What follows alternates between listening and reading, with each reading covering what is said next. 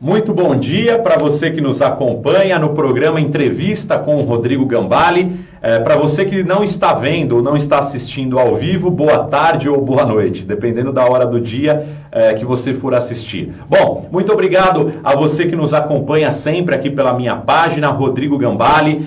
Eu quero pedir para você participar dessa nossa transmissão ao vivo com perguntas através da própria página no link da descrição. Mande sua pergunta, faça perguntas aqui durante a nossa entrevista e nós faremos a leitura e passaremos ao vivo sempre para os nossos entrevistados e, dentro da medida do possível, responder e poder contar com a sua colaboração ou crítica, elogio para o nosso programa, enfim. E saindo hoje um pouco de Ferraz de Vasconcelos, nós vamos conversar com uma pessoa que hoje é vice-prefeito de Mogi das Cruzes e é uma referência essa cidade para todo o Alto Tietê. Juliano, que é meu amigo, né, podemos dizer assim, devido ao nosso tempo de convivência juntos já, uma pessoa que é exemplo dentro da política, um dos bons exemplos que hoje a política tem, foi vereador mais votado de Mogi das Cruzes, quando saiu candidato pela primeira vez, agora entrou para o Poder Executivo como vice-prefeito, foi eleito também vice-prefeito da cidade, filho de Jundiabe, um dos maiores colaboradores para Mogi ser o que é hoje, a grande cidade, uma das 70 melhores para se viver do Brasil. Prazer te receber aqui, Juliano. Obrigado, Rodrigo. Muito prazer e obrigado por ter aceito esse convite. Obrigado a você, obrigado a todos os internautas que estão acompanhando a gente aqui na tua entrevista. Rodrigo Gambale, grande comunicador, e realmente tenho o prazer de chamá-lo de meu amigo. Obrigado pelo convite. Legal, Juliano. Bom, hoje a gente vai falar um pouco sobre a referência que Mogi das Cruzes se tornou aí no Alto Tietê, os trabalhos, projetos futuros também do Juliano e um comparativo, como que ele vê hoje a diferença da cidade de Mogi das Cruzes com a região, se ele acha que está em harmonia, o desenvolvimento pode melhorar ainda mais, até com a ajuda, com participação dos deputados gerados aqui, eleitos pela nossa região. E, Juliano, eu quero que você fale um pouquinho sobre a sua trajetória, falar como é que você entrou para a política, como é que começou essa sua vida política em Mogi das Cruzes. Bom, eu acho que tu, como todo e qualquer cidadão, Rodrigo, nós temos essa necessidade de participar ativamente da política. É uma obrigação que todos nós temos como cidadãos, independentemente se você é de Mogi das Cruzes, se é de Ferraz de Vasconcelos, independente de qual cidade onde você mora. Todavia, a minha participação direta na atividade política eleitoral se deu em 2012 mesmo. Antes disso, lógico, que até por conta de eu ter um pai com 40 anos de serviços públicos dedicados, nós acompanhávamos esse dia a dia e tínhamos uma participação diária dentro da atividade política, mas não, obviamente, dentro da prefeitura, dentro da Assembleia Legislativa, mas como cidadão, encaminhando sugestões, reivindicações e assim por diante, como eu tenho certeza, absoluta certeza, que muitos dos seus internautas também fazem. Só que eu resolvi entrar na política em 2012 só após eu concluir todo o meu processo de formação profissional. Eu lá em 2000, quando meu pai se elegeu prefeito de Mogi, eu lembro que eu cheguei para o meu pai num domingo, antes das eleições, falei, pô pai, queria ser candidato a vereador. Aí, nós almoçando, né, meu pai perguntou, legal, muito bom, mas você vai fazer o quê? Quais são os seus projetos, quais são suas metas, seus planos para você desempenhar realmente o mandato parlamentar? E eu falei, pô pai, quero trabalhar, quero fazer leis. E meu pai falou, desculpa, mas você não está preparado ainda para ser vereador. Vai estudar, vai se preparar, vai se formar, e quando você estiver pronto, a gente volta a ter essa conversa. Isso foi em 2000, passados aí 12 anos, eu concluí a faculdade, eu concluí meus cursos de pós-graduação, foram 3 no total, e retornei à cidade de Mogi das Cruzes em meados de 2008. Lá em 2008, eu ainda, na minha condução, na minha atividade profissional, além de professor universitário, eu trabalho na área de consultoria ambiental, na área de consultoria em meio ambiente. Passados 4 anos, meu pai terminou a gestão dele na prefeitura de Mogi das Cruzes em 2008, e em 2012 eu cheguei para ele e tive essa nova conversa. Bom pai, agora que você está fora da prefeitura, Agora que eu concluí todo o meu processo de formação profissional, hoje dou aula na UBC, tenho um escritório de consultoria ambiental, queria verificar a possibilidade contigo de eu poder participar mais ativamente como prestador de serviço público, mas na Câmara Municipal. E meu pai realmente, naquela época, ele nunca incentivou muito nenhum integrante da família, nem eu e minhas irmãs, a entrar para a vida política. Talvez até pela dificuldade que o homem público acaba tendo em lidar com situações, não só durante o período em que você está desenvolvendo a sua atividade, seja ela parlamentar ou no Poder Executivo, mas aliar esses trabalhos ao convívio familiar. E eu acho que meu pai acaba se sentindo, de certa forma, um pouco culpado em relação a essa ausência dele na nossa família. Então ele nunca foi um incentivador. Mas em 2002 eu estava convicto de que eu estava preparado e poderia participar da minha primeira corrida eleitoral.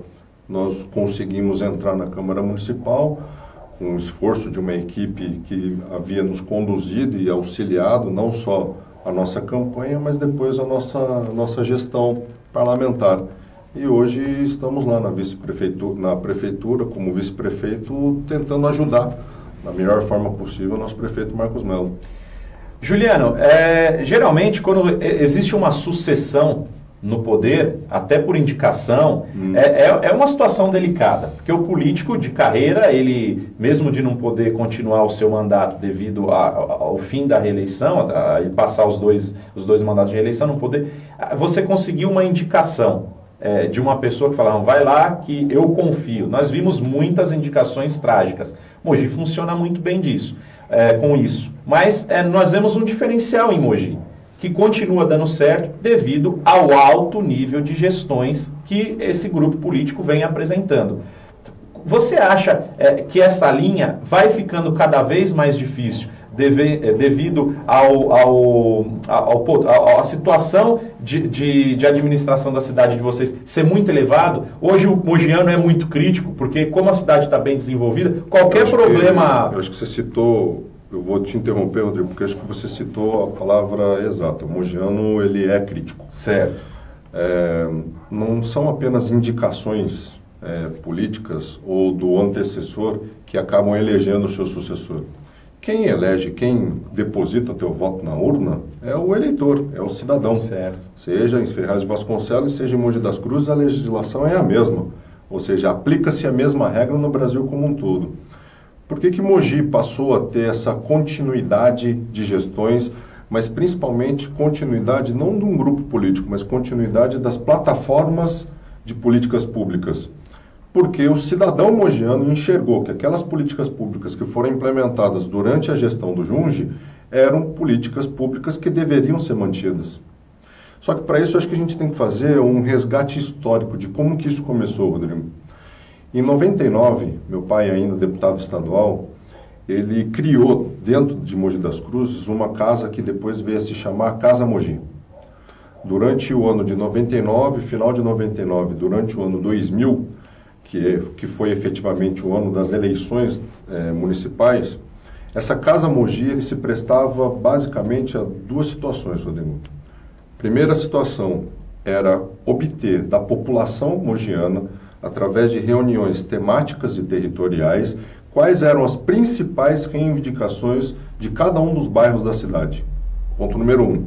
E ponto número 2, através da junção e união de vários professores acadêmicos das nossas universidades, sejam elas a UBC e a UMC, a Universidade Brás Cubas e a Universidade Mogi das Cruzes, discutir tecnicamente a implementação dessas políticas. Porque não adianta você ter um clique, ter uma ideia e falar, não, eu quero fazer tal coisa.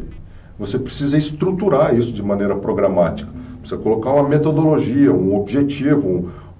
Você que está fazendo hoje vários treinamentos neurolinguísticos, de lideranças corporativas, você sabe bem que nós precisamos ter uma ordenação programática para que essas políticas tenham êxito. Formas até de medir para saber se aquela política está sendo bem executada.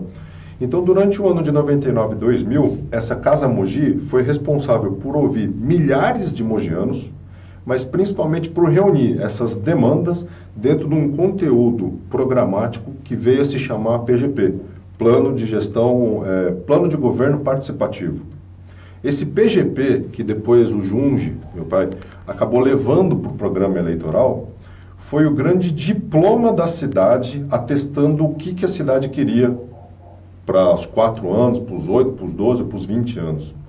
E dentro desse contexto, Rodrigo, é que fez a diferença da própria população exigir quem é que ela queria para os próximos seguintes mandatos. Por quê? Esse PGP, Rodrigo, ele foi utilizado, ele foi construído em conjunto com a população. Foi utilizado dentro de uma campanha eleitoral.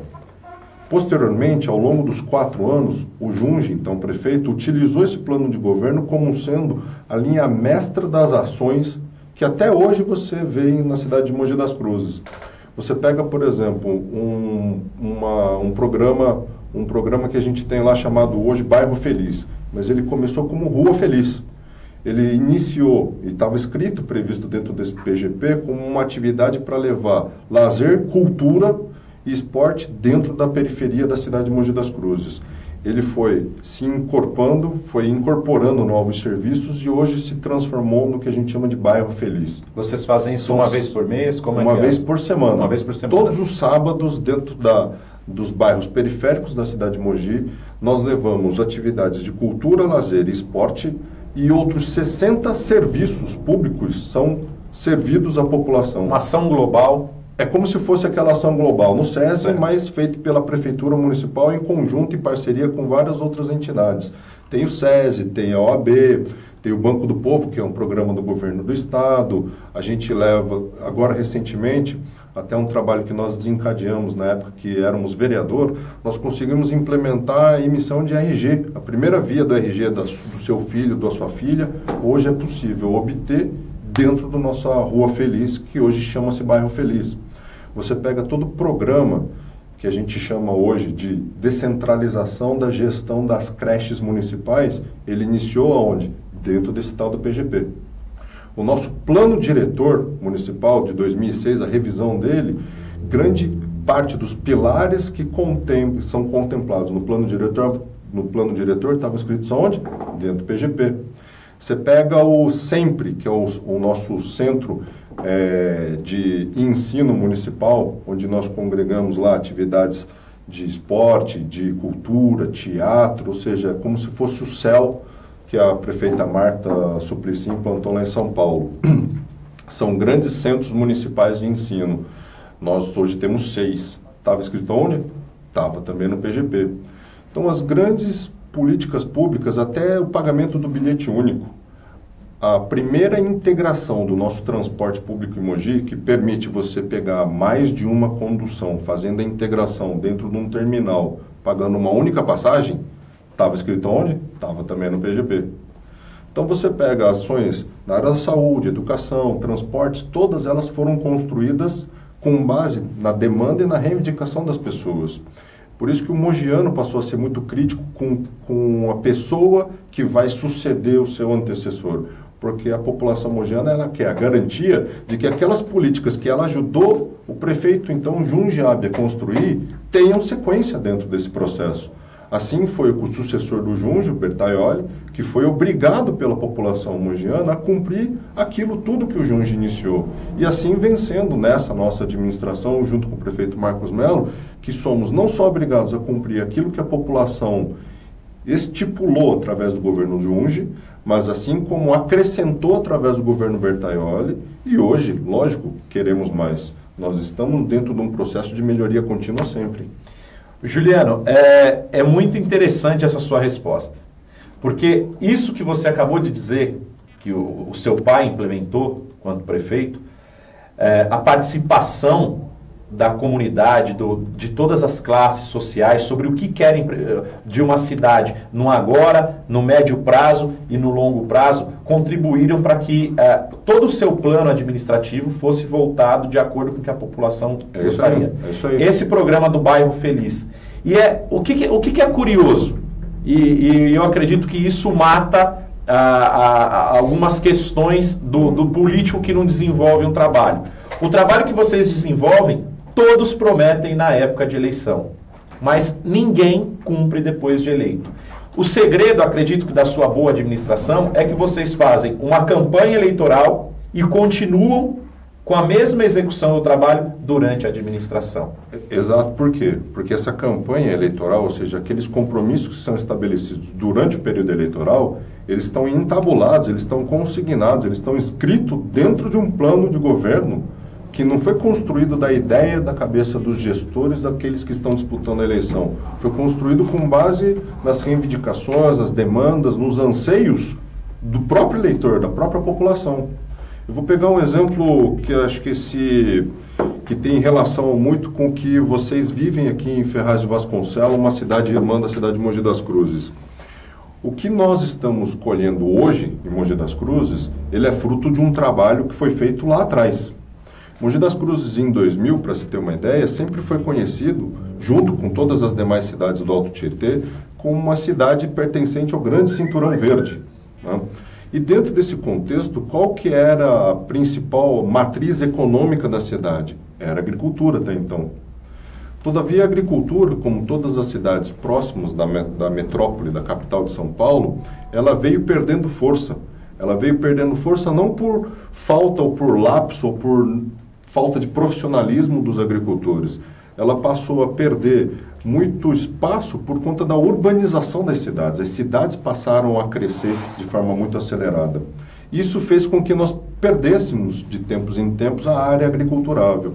Mogi das Cruzes precisava de uma nova matriz econômica. Aí vocês vão se lembrar lá das aulas da quinta série, da sexta série, que nossa professora de geografia falava lá do setor primário, do setor secundário e do setor terciário da economia. A cidade de Mogi sempre teve o setor primário como seu principal setor de desenvolvimento econômico. O cinturão verde, né? Não só da agricultura, mas da produção minerária. Todo mundo esquece que Mogi das Cruzes tem minério também. A gente produz pedra, caulim, areia. Então tem uma produção minerária forte. Só que precisávamos estruturar o setor secundário. E aí por que eu queria fazer esse paralelo com Ferraz de Vasconcelos? Porque quando veio a demanda de novos empregos na cidade de Mogi das Cruzes, que, volto a lembrar, estava escrito lá no PGP como uma das demandas importantes da população, precisamos de mais emprego. Onde é que nós iríamos buscar emprego? Sólido, que garantisse não só a anotação na sua carteira profissional de trabalho, mas também plano de saúde, vale transporte, vale refeição e assim por diante, no setor secundário, na indústria. E sabe qual que foi a filosofia para a chamada das empresas para a cidade de Mogi das Cruzes? Mais ou menos o que acontece com o shopping. Por isso que eu quis fazer esse link com o que o Ferraz de Vasconcelos tem passado hoje. Eu fiz um vídeo, inclusive, tem 54 mil visualizações. Eu vi. Antes de vir para cá, eu dei uma olhada no que você vem fazendo aqui, Rodrigo. E por que eu falei que isso se assemelha um pouco ao shopping? Porque o shopping, quando ele, depois de construir, a primeira coisa que ele faz é ir atrás de uma loja âncora. Sim. Ele vai atrás de grandes âncoras. Um grande supermercado, uma grande rede de fast food e assim por diante. Lá em Mogi nós tínhamos já os âncoras. Nós tínhamos a GM como âncora, a Valtra, que antigamente chamava-se Valmet, produtora de tratores. Nós tínhamos a Eogin, nós tínhamos algumas empresas e indústrias âncoras, cujas indústrias âncoras, Rodrigo, tinham seus respectivos fornecedores de peças. Quem foram as primeiras empresas a serem contatadas para vir para a cidade de Mogi das Cruzes? Essa cadeia de fornecedores. Com essa cadeia de fornecedores, Mogi das Cruzes começou a trazer novas empresas. Empresas essas que já forneciam peças, mão de obra, serviços para as empresas âncoras existentes na cidade de Mogi. Passado esse período, ou seja, depois de contatar os fornecedores das empresas âncoras, a prefeitura desencadeou um outro trabalho, um trabalho baseado na especulação imobiliária. Antes do crash da Bolsa de 2008, 2009, quando vocês vão se lembrar que a Bolsa quebrou por conta da especulação imobiliária americana, o Brasil como um todo também vinha num crescente no tocante à parte de especulação imobiliária. E a zona leste da cidade de São Paulo, aquela região da Moca, Belenzinho, Tatuapé, sempre concentrou várias empresas, várias indústrias. Só que os prédios residenciais de alto padrão, de médio padrão, foram começando a ocupar esse espaço, Rodrigo, o que começou a tornar aquele terreno muito caro e passou a viabilizar a vinda dessas empresas aqui para a cidade de Mogi das Cruzes.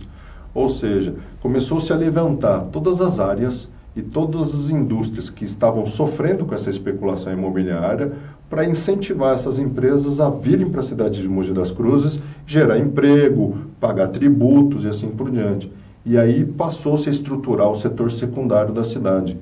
Passados 17 anos ou 16 anos desde que essa política pública foi implementada, hoje a cidade de Mogi das Cruzes tem como a sua principal matriz de desenvolvimento econômico o setor secundário, que é basicamente as indústrias que recolhem ICMS, imposto de renda. Qual que é o nosso desafio hoje, Rodrigo? O desafio da cidade de Mogi das Cruzes é fazer com que o nosso setor terciário, que é de prestação de serviços e o comércio, e talvez até falar num setor quaternário da economia, um setor de prestação de serviços técnicos específicos ou até desse meio digital que a gente vive hoje. Fazer com que esses dois setores responsáveis pela arrecadação direta do ISS, que é o Imposto sobre Serviços, cresçam e passem a ser a principal matriz econômica de desenvolvimento econômico da cidade. Esse é o nosso desafio. Só que para a gente chegar e conquistar esse trabalho como um todo, a Prefeitura Municipal, a nossa administração, vem fazendo com que, principalmente, as cidades do entorno também possam crescer juntos. Hoje se fala muito em globalização. Hoje não, já de muito tempo se fala muito em globalização. O que a globalização gera? Gera a união de países, ou gera a união de empresas, ou a fusão, a cisão de empresas junto dentro do mesmo grupo econômico. Mogi das Cruzes não vai conseguir chegar numa São José dos Campos, ou num padrão de Sorocaba, ou num padrão de Campinas, sem que nós tenhamos as cidades irmãs, as nossas vizinhas, crescendo junto. Porque a cidade de Mogi das Cruzes tem 450 mil habitantes, mas a nossa região do Alto Tietê tem mais de 1,5 milhão de habitantes. Nós somos uma cadeia produtiva juntos, para que Mogi consiga chegar dentro de um padrão econômico, de desenvolvimento social principalmente, não só de dinheiro, de sociedade, de pessoas, né? Nós precisamos ter toda a região crescendo em conjunto. Então, por isso que eu faço muita força, até pelo trabalho que você faz aqui, integrando a comunidade de Ferraz para participar mais diretamente da política de Ferraz. Se interessar o que a Prefeitura vem fazendo, se interessar quais são as reivindicações, as principais reclamos nos bairros aqui de Ferraz de Vasconcelos, porque é com isso que a gente passa a ter melhores gestores, ou melhores políticos, ou melhores servidores públicos dentro da Prefeitura Municipal. Eu costumo ser muito imparcial, principalmente quando eu falo de parte política ou converso com políticos, porque tem, claro, as particularidades de cada um, tem sempre lá, ou a maioria gosta ou não, ou é dividido sempre, mas enfim. Esse é o público. Né? Exato, mas Mogi das Cruzes fica difícil de conseguir não elogiar e não reconhecer o trabalho, sendo que a população que lá vive e que mais depende da cidade reconhece há mais de 20 anos. Para você ter uma ideia, Rodrigo, só para te dar um número. O Junge, quando deixou a prefeitura após 8 anos, saiu com mais de 86% de aprovação. A pergunta simples era, você aprova ou não aprova? Mais de 86% da população aprovava o seu governo. O prefeito Bertaioli, que deixou a administração ano passado, saiu com mais de 70% também de aprovação. Ou seja, são índices muito altos de aprovação dentro de um governo de 8 anos. Que é 16, se você pegar uma sequência de 16, né? Depois também, do Bertaioli. Agora, onde eu queria chegar é a seguinte situação. O poder da palavra e do positivismo, do pensamento positivo. Vocês fizeram um trabalho no início do mandato do seu pai, já projetando uma Mogi para daqui 20, 30 anos. E o que acontece são as sucessões no grupo político que vai acontecendo. Um planejamento, eu não vi de momento algum as estratégias do seu pai serem voltadas apenas para o mandato dele. Não dá. Vocês fizeram desenvolvimento de primeiro setor, pensando em depois do crescimento do primeiro partir para o segundo, e agora estão querendo a evolução no terceiro e quarto.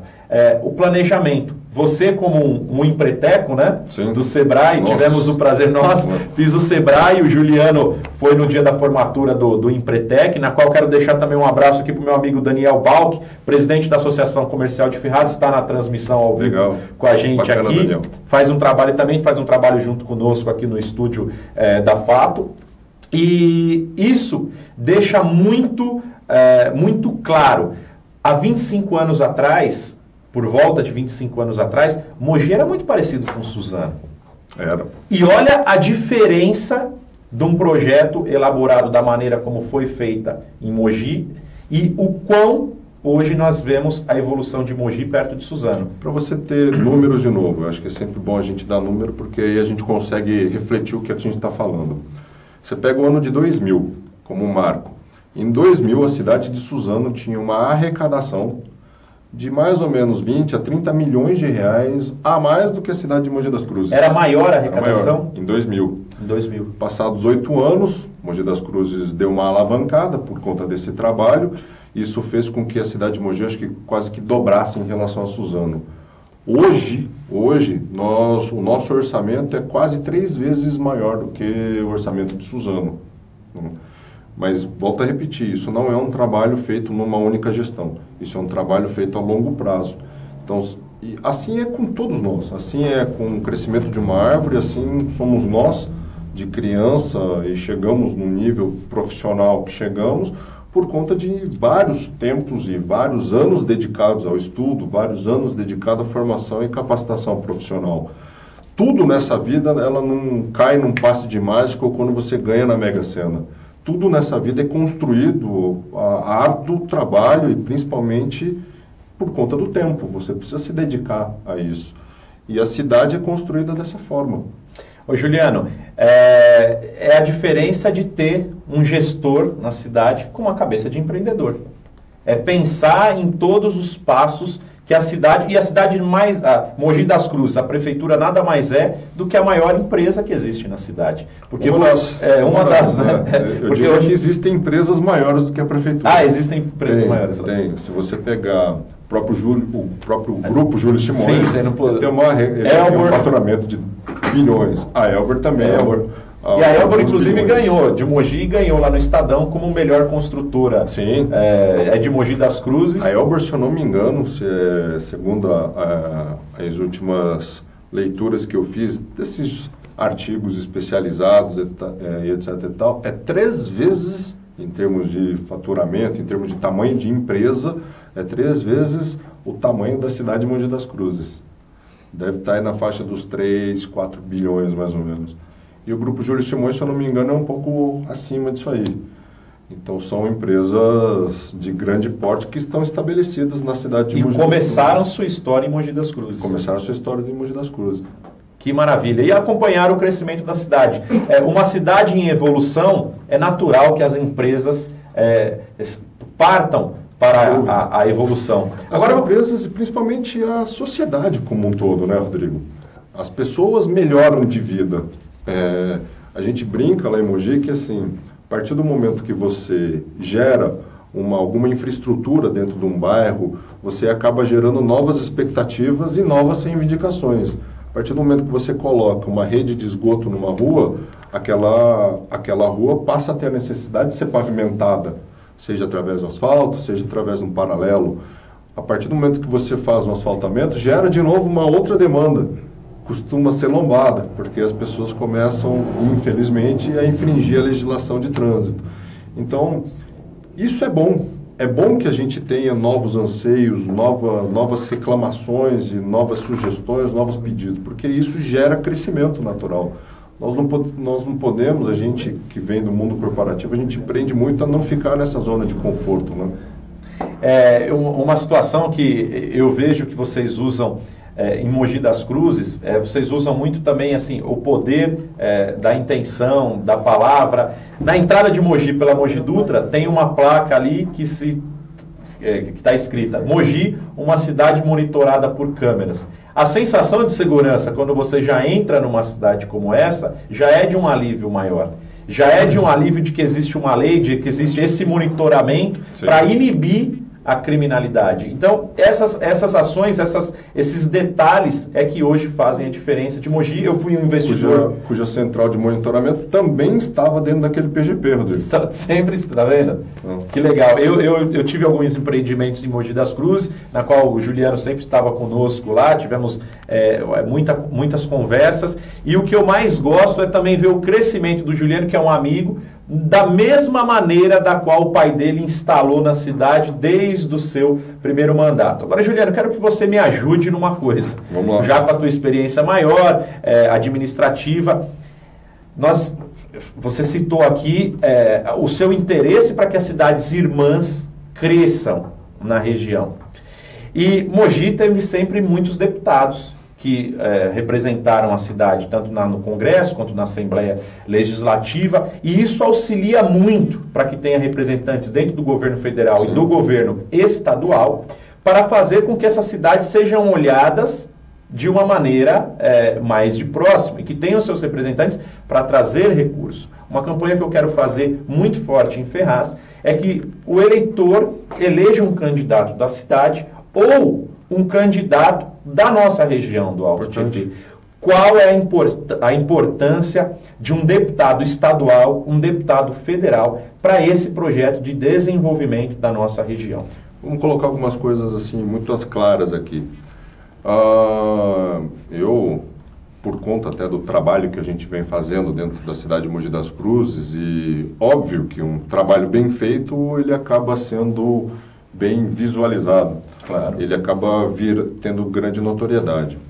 Mas, só para deixar muito claras as coisas aqui, eu não tenho pensado hoje numa candidatura do Juliano Rabi. Né? Eu tenho pensado muito em trabalhar focado hoje dentro da Prefeitura Municipal e ajudando o nosso prefeito, ajudando os secretários, ajudando a cidade de Mogi das Cruzes a vencer essa crise econômica e política que se instaurou lá em Brasília. Mas falando um pouco da sua pergunta, que eu acho importante. Na semana passada me fizeram essa pergunta sobre um outro aspecto. Se eu achava que a região, a cidade de Mogi das Cruzes, teria espaço para a eleição de mais deputados, sejam eles federais ou estaduais. E a minha resposta foi que a pergunta ela foi mal colocada, não diria espaço. Nós temos necessidade de termos mais representantes, sejam na Assembleia Legislativa ou dentro do Congresso Nacional. Vou dar um exemplo simples também. Hoje, a cidade de Mogi das Cruzes ela não possui um deputado federal da cidade de Mogi das Cruzes, como teve já o meu pai, o Junge. Veja a dificuldade que esse tipo de situação gera. Não só em função da carência de emendas parlamentares que o deputado pode mandar, mas para se ter uma ideia, esse ano nós entregamos 6 novos veículos da Guarda Municipal. Eles foram adquiridos com que dinheiro? Com a emenda parlamentar do Junge, de 2014 a 2013. Nós estamos para aprovar um plano municipal de mobilidade urbana na Câmara Municipal. Deve ser aprovado entre essa semana e na semana que vem. Esse plano custou aproximadamente R$500 mil. Foi uma empresa contratada, licitada, que executou e elaborou esse plano. Como é que foi contratado esse plano? Também com uma emenda do Junge, lá de 2000, do Bolinha. Nós estamos agora finalizando o processo de contratação de uma empresa para fazer o treinamento e capacitação da nossa Guarda Municipal para o quê? Para fazer o treinamento da Guarda para a execução da Lei Maria da Penha. Não foi uma emenda do Junge. Como é que esse dinheiro chegou na cidade de Mogi das Cruzes? Através de uma emenda parlamentar de uma deputada chamada Keiko Ota, que é muito próxima da gente, e nós, na época que estávamos na Câmara Municipal, fizemos essa articulação política para que ela encaminhasse uma emenda para fazermos esse treinamento. Então veja que é importante não só para as emendas, mas vou dar um outro exemplo também para o nosso internauta. Em meados de 2012, 2011, a Prefeitura Municipal apresentou um projeto no Ministério das Cidades para fazer a instalação de um coletor-tronco de mais ou menos 7,5 km. Ele chama-se Coletor-Tronco Ipiranga, 2011, 2012. Passados 2 anos, esse processo não teve andamento. Ele só teve andamento porque eu, na Câmara Municipal, junto com outros vereadores, nós fomos lá pedir para que o Junge, então deputado federal, fizesse um pedido formal ao Ministério das Cidades para que esse processo passasse a tramitar e passasse a andar, Rodrigo. Então veja a importância que é ter um deputado lá. Passados 4 meses dessa reunião, que nós tivemos lá no Ministério das Cidades, com a intermediação do então deputado federal Junge, 4 meses depois o Ministério das Cidades aprovou o projeto. Hoje esse projeto está lá na Caixa Econômica Federal, aguardando a sua liberação. É um projeto na ordem de mais ou menos 7,5 milhões. E assim que a Caixa autorizar, a gente coloca a licitação na prática. Então é importante que a gente tenha deputados federais, estaduais, ganhando, dando para as nossas cidades uma maior representação, seja o governo do estado ou seja junto ao governo federal. Eu até acabo comentando numa linguagem mais do povo. Tem muita gente que fala, mas vai eleger um deputado, ele também não vai fazer nada. Só que das emendas dele, pelo menos sendo da cidade ou da região, ele vai destinar para cá. Se não faz nada, é porque não tem ninguém cobrando ele. Exatamente. Nós temos que cobrar ele. Exatamente. E essa é a função não só de nós, gestores públicos, eu vou lá e cobro. Esse ano, só de emendas parlamentares de deputados que tiveram um pouco de voto aqui na nossa região, nós conseguimos trazer uma emenda da deputada Keikota este ano. Conseguimos trazer uma emenda do deputado Gilberto Nascimento. Conseguimos trazer uma emenda do deputado Walter Roche. Conseguimos trazer uma emenda do deputado Roberto de Lucena. Eu, junto com o vereador Protásio Nogueira, fizemos uma solicitação de uma outra emenda do deputado Márcio Alvino. Ele já mandou emendas do orçamento deste ano e fizemos mais um pedido para o deputado Márcio Alvino. É importante, tem que ter gente cobrando essas ações. Eu estou fazendo a minha parte e é importante que cada um de nós, os internautas aí do outro lado da telinha, nós, o Rodrigo tem feito isso muito bem aqui em Ferraz de Vasconcelos, utilizando o poder da comunicação que ele tem para fazer com que a gente trabalhe para aquilo que é preciso trabalhar. Legal.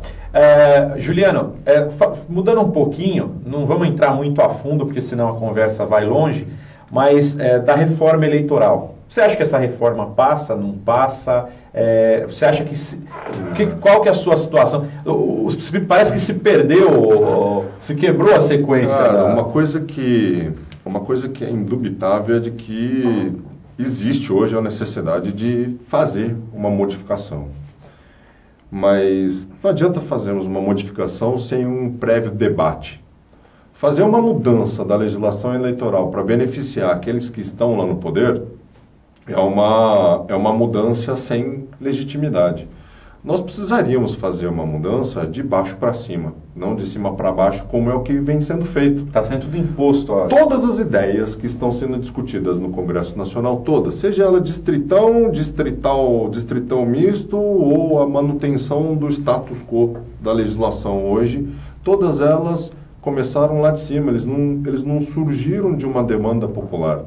Então, se nós precisamos de uma reforma política, que essa reforma política seja realizada, né? Reforma eleitoral, desculpa, que ela seja realizada de baixo para cima. O que representa melhor o desejo da população. Então, fala-se muito que o distritão vai se privilegiar só aqueles que têm muito mais voto. Mas será que essas pessoas que têm muito mais voto não são as pessoas exatamente que representam o maior desejo da população? Essa pergunta tem que ser feita. Não necessariamente, porque aí se elege lá os deputados com a maior votação e perdeu-se lá X milhões de votos para políticos ou candidatos que não foram eleitos. Eu sou da opinião de que o voto mais justo é o voto distrital, ou seja, não distritão, como é feito o estado todo, passaria a ser um distrito, mas dividir o estado de São Paulo em vários outros distritos. Como a região do Alto Tietê. Região do Alto Tietê passaria a ser um distrito. Né? Ou Mogi das Cruzes, Suzano e Itaquá, um distrito. Ferraz de Vasconcelos, Poá e São Paulo, outro distrito. Eu acho que isso legitimaria mais os candidatos, e não só os candidatos, mas sejam os deputados, os prefeitos, os próprios vereadores que são eleitos. No caso do prefeito, no caso do governador, o executivo não muda muito esse cenário, mas principalmente nas votações que a gente chama de proporcional, de vereador ou de deputados estaduais e federais, isso muda significativamente. Cada bairro ou cada região teria sua quantidade de representantes. Por exemplo, então Ferraz de Vasconcelos, a cidade de Ferraz de Vasconcelos, para uma eleição da prefeitura e de vereador, seria dividido lá em 10 distritos. cada distrito com seus respectivos pré-candidatos ou candidatos. Eu acho que isso passaria a ser mais justo. Mas veja, isso não pode ser o que o Juliano acha, não pode ser o que o deputado acha, isso tem que ser o que a população acha. E para isso que nós precisamos ter uma participação mais ativa dentro desses projetos de lei. Eu acho que não vai passar em nada. Nós estamos já agora, nós vamos dar entrada na segunda semana de setembro. Para que isso passasse a valer, precisaríamos ter isso tudo aprovado até outubro. Com 4 votações, né? 2 na Câmara e 2. Eu acho que não daria tempo para isso. Mas eu sou da opinião de que qualquer reforma, seja ela previdenciária, trabalhista ou eleitoral, ela precisa ter uma maior discussão de ordem pública. Legal. Juliano, e isso é um assunto que eu bato muito, porque Ferraz hoje tem em torno de 100 mil eleitores, né? Mais de 200 mil habitantes, 100 mil eleitores, e na última eleição houveram candidatos eleitos a partir de 24 mil votos para deputado estadual.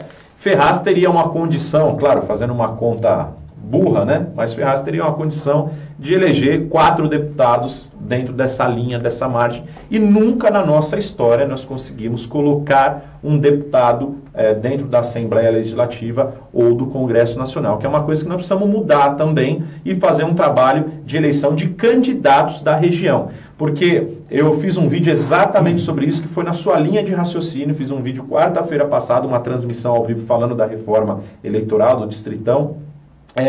Porque quando a pessoa, por exemplo, elege um Tiririca, ela vota no voto dela de revolta, vamos colocar ali no Tiririca, vamos fazer o voto de revolta. Só que o problema é que ela não elege o Tiririca, ela elege mais 4 junto, 3 candidatos pela quantidade de voto que o Tiririca teve na proporção, no proporcional, ele acaba puxando outros candidatos da coligação ou do partido a se tornarem eleitos. Então o voto de revolta muitas vezes é perigosíssimo. Porque às vezes você fala, vou eleger um palhaço, você leva outros ali que... E aí quem fica com cara de bobo, de palhaço depois, é a população, e não entende porque a coisa não funciona. Exato, não entende. Porque muitas das vezes a população não tem noção de como é que é feito o quociente eleitoral. Vou ser muito sincero até eu entrar na vida político-eleitoral, muito embora eu participasse da vida política da cidade, a primeira vez que eu disputei uma eleição foi em 2012.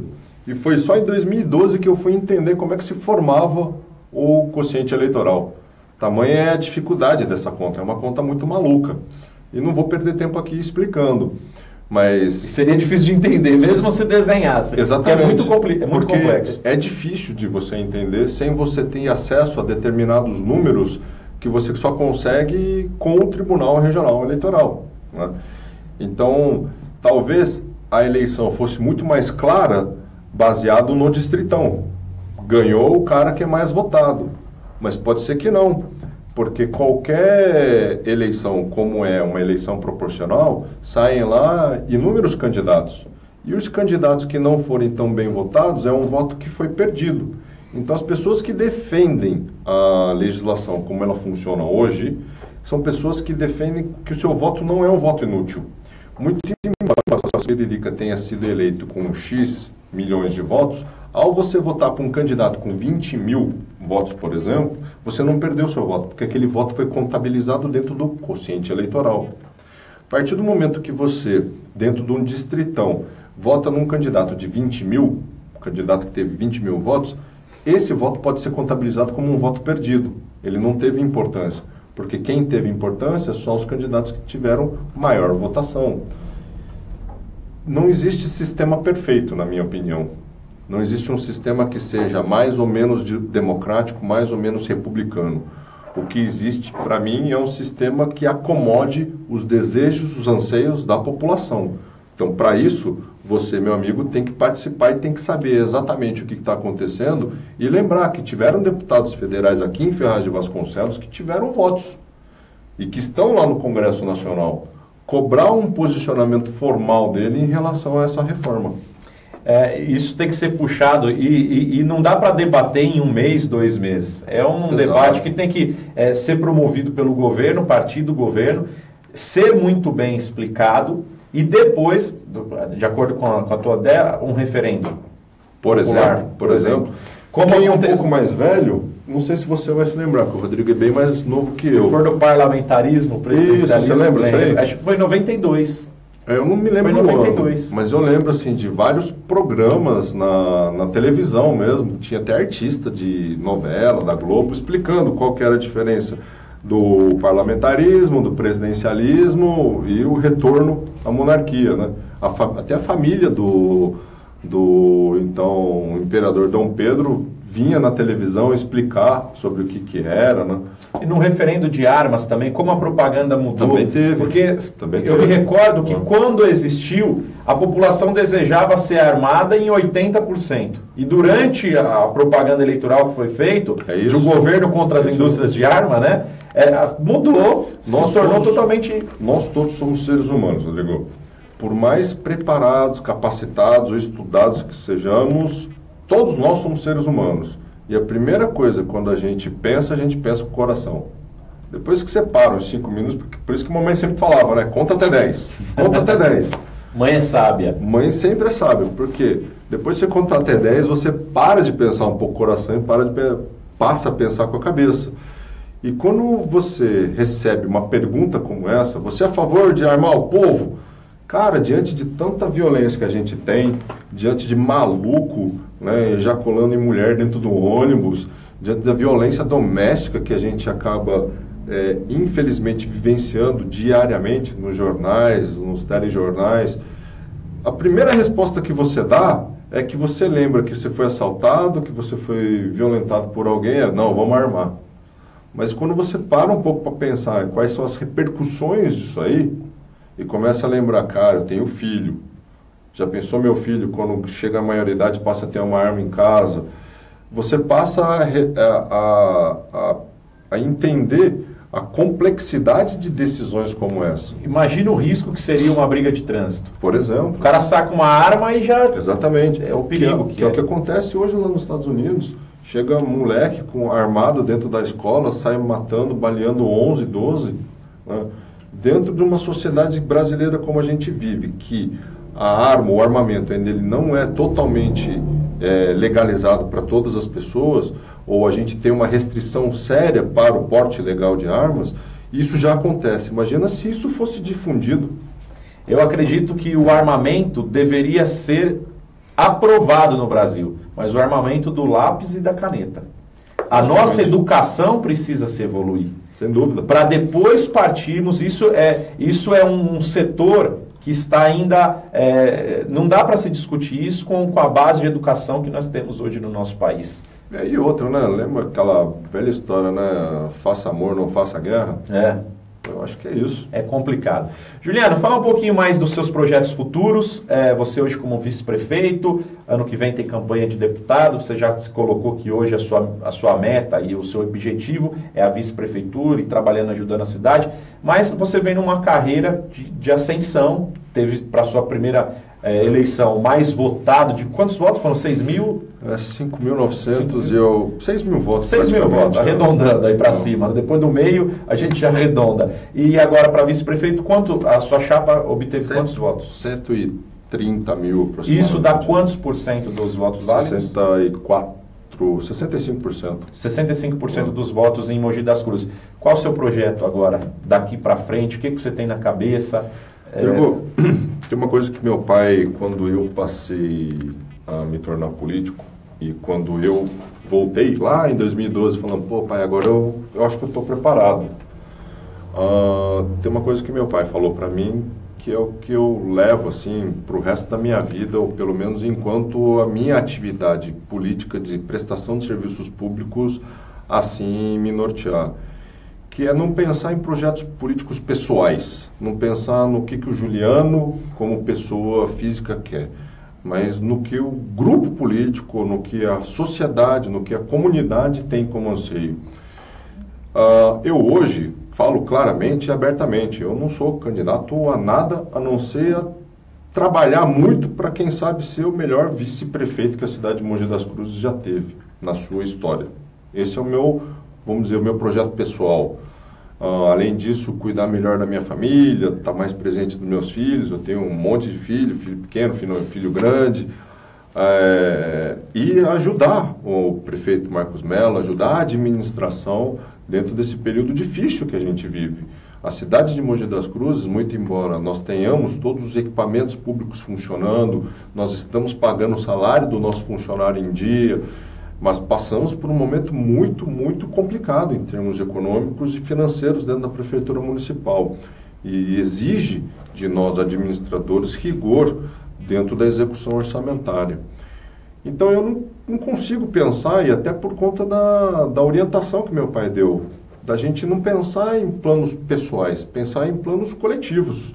Se lá na frente, esse ano não é ano de eleição, mas se lá na frente, o ano que vem, o cenário entender que é necessário nós termos uma maior representação na cidade de Mogi das Cruzes, nós e o grupo, a sociedade como um todo, entender que o Juliano Abbe consegue ajudar a Mogi das Cruzes e a região do Alto Tietê através de uma nova atribuição, através de um novo cargo público, eu não vou dizer não. É possível, mas esse ano não é ano de eleição, esse ano é ano de trabalho, ano de dedicação, é ano de executar aquele plano de governo que foi escrito e subscrito com toda a população da cidade.